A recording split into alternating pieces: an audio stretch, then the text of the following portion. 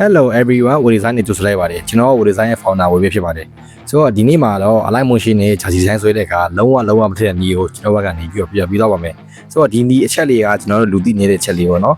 ်ပြီးရောက်ဒီအချက်လေးသိသွားပြီဆိုရင် chassis design ဆွဲတဲ့အခါလုံးဝကိုအဆင်ပြေသွားပါလိမ့်မယ်ဘာလို့လဲဆိုတော့ကျွန်တော်တို့ဒီ chassis design ဒီ align motion ကကျွန်တော်တို့ layer များရဲ့သူကထစ်တယ်ပေါ့နော်ဆိုတော့ကျွန်တော်တို့ဒီအခုပြောတဲ့ဒီကကျွန်တော်တို့ဒီပုံ RAM ဘလောက်ရှိပေါ့နော်ကျွန်တော် RAM 2ရဲ့အဆင်ပြေရဲ့ RAM 3ရဲ့အဆင်ပြေရဲ့ RAM 4ရဲ့အဆင်ပြေရဲ့ပေါ့နော်ဆိုတော့ကျွန်တော် AC ဆွဲလို့ရတယ်ဒီအချက်လေးသိသွားပြီဆိုတော့ကျွန်တော်ဒီဗီဒီယိုလေးကိုမပြောပြခင်မှာကျွန်တော်ရဲ့ channel လေးကို subscribe လုပ်ထားကြပ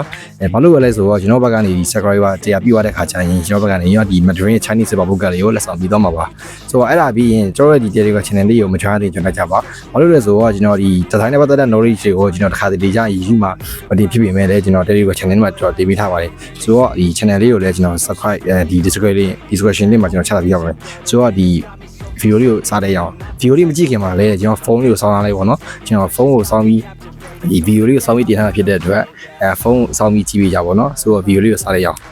Okay ဆိုတော့ကျွန်တော်တို့ align motion ကြာဒီဇိုင်းဆွဲမှာဖြစ်တဲ့အတွက် align motion နဲ့ဝင်လိုက်မယ်ပြီးရင်ကိုလိုချင်တဲ့ဒီကိုထဲမဲ့လက်အစိပ်ပိုင်းတွေရင်ဘက်အစိပ်ပိုင်းတွေအကုန်လုံးကျွန်တော်ထည့်လိုက်ရပါတော့ဆိုတော့ကျွန်တော်ကဒီအစပြတာဖြစ်တဲ့အတွက်ကျွန်တော်မထည့်ပြတော့ဘူးဆိုတော့ကျွန်တော်ဒီတစ်ခုပဲထည့်ပြလိုက်မယ်ပေါ့နော်ဒီရင်ဘက်နဲ့လက်လေးပဲထည့်ပြလိုက်မယ်ဟုတ်ပြီပြီးရင်တော့တာမန်လိုလုပ်တဲ့ဟာကျွန်တော်တို့ဒီအောက်ဆုံးကအင်ကြီးဖြူနှစ်ခုကိုလေယာဉ်နှစ်ခုသွားမယ်ပြီးရင်clip mat linear band ပြီးမယ်ပြီးရင် clip mat ကတ်မယ်ဒီအတိုင်းပဲကျွန်တော်တို့ဒီလူတိုင်းလုံးနေကြတဲ့ဟာတွေပေါ့နော်ဒါကလူတိုင်းတီးတဲ့ဟာတွေပဲသူပဲလုပ်ကြတယ်ဟုတ်ပြီကျွန်တော်ပြောမယ့်ဟာကဒီဟာရေမလုပ်ဘူးပေါ့နော် okay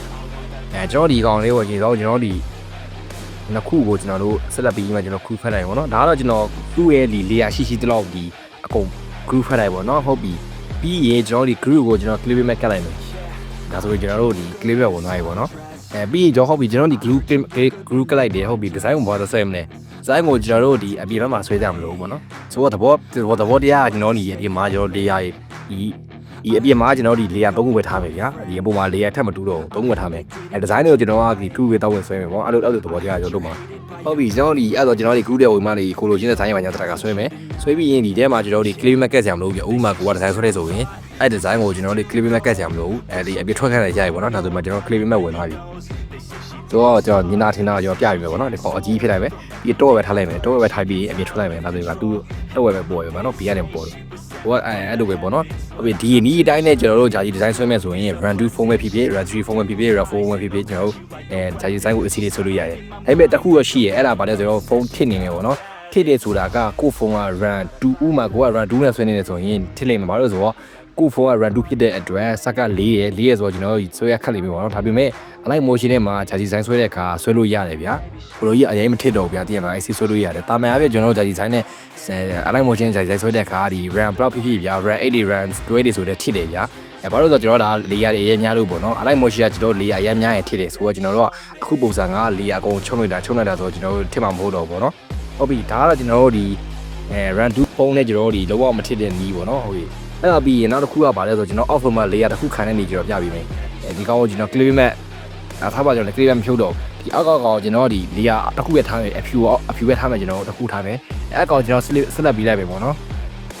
copy ပေးလိုက်မယ် copy ယူပြီးရင်ကျွန်တော် group ရသွားမယ်ဗျာ group ရသွားပြီးရင်ဒီမှာကျွန်တော်တို့ဂျာကြီးမုတ်ကတ်ကြီးမဟုတ်ဘူးနော်ဆိုတော့ကျွန်တော်ထိတ်ဆုံးမှကျွန်တော် free ချလိုက်တယ်ညာနောက် copy ရတဲ့ကောင်ကိုထည့်လိုက်မယ်ပြီးရင်ဒီကောင်ကိုဆက်လက်ပေးလိုက်မယ်ထိတ်ဆုံးကောင်ဆက်လက်ပေးလိုက်မယ်ပြီး linear opposite တော့ပြောပြီးမှ linear လောက်ပေးလိုက်မယ်အဲ့ဒါဆိုကျွန်တော်မုတ်ကတ်တွေပေါ်လာပြီပေါ့နော်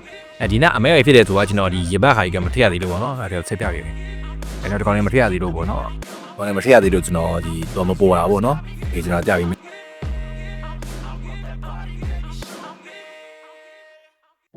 sorry ဟိုပါမေးတော့ပြီးရင်ဒီကောင်ကိုအဖြူပေါ်တင်လိုက်မယ်ဒါဆိုရင်ကျွန်တော်တို့ဒီအပေါ်မှာသူတို့ 3D ပုံနာပေါ်သွားပြီဗျာပြီးရင်မှာကိုလိုချင်တဲ့ design ပုံစံတွေကိုဆွဲလို့ရပြီပေါ့နော်ဥပမာဒီကောင်ဆိုရင်လိုချင်တဲ့ design ဆွဲလို့ရပြီပြန်တော့တခါကမှဆွဲလို့ရပြီပေါ့နော် okay ပြီးရင်ကျွန်တော်ထွက်လိုက်ပြီပေါ့နော်ဒါဆိုရင်ကျွန်တော်တို့ဒီရသွား design ရသွားပြီပေါ့နော် okay ဒီလက်ပေါ်မှာပေါ်နေတဲ့အကြောင်းရင်းကကျွန်တော်လက်လေရဲ့အပေါ်ရောက်နေလို့ပေါ့နော်ဆိုတော့လက်လေရလေးကိုပေါ်တင်လိုက်မယ်ဒါဆိုရင်ကျွန်တော်တို့design ရပြီပေါ့နော်ဒီပုံစံနဲ့ဆွဲပဲဆိုကျွန်တော်တို့ဒီဖုန်းကလုံးဝထင်မှာမဟုတ်ဘူးပေါ့နော်ဒီနီးရဒီအောက်ကကျွန်တော်ဒီအင်ဂျီတစ်ခုပဲခံထားရတာပေါ့နော်ဘုတ်ကတစ်ခုပဲခံထားရတဲ့နီးပေါ့နော်โอเคဒီနီးကတော့ဘယ်သူမှတီးကြအောင်မဲ့တော့ကျွန်တော်မထင်ဘူးဒါကတော့ကျွန်တော်ကိုယ်ပိုင်ကျွန်တော်ဒီစမ်းကြည့်နေကျွန်တော်တွေ့ရတဲ့နီးပြန်လေးပေါ့နော်ဆိုတော့ဒါလည်းဒီတခြားတင်တန်းတွေမှာတင်ရဆိုတော့တို့ရဲ့ပါတင်ပေးမှာမဟုတ်ဘူးပေါ့နော်ဒါတော့ကျွန်တော်ဒီ free မျှဝေပေးလိုက်တာပေါ့နော်အကုန်လုံးโอเคကျွန်တော်ရဲ့ဒီ subscribe ကျွန်တော်ဒီ sorry ကျွန်တော်တို့ဒီနီလန်းကကျွန်တော်ဒီရောက်ပဲပေါ့နော်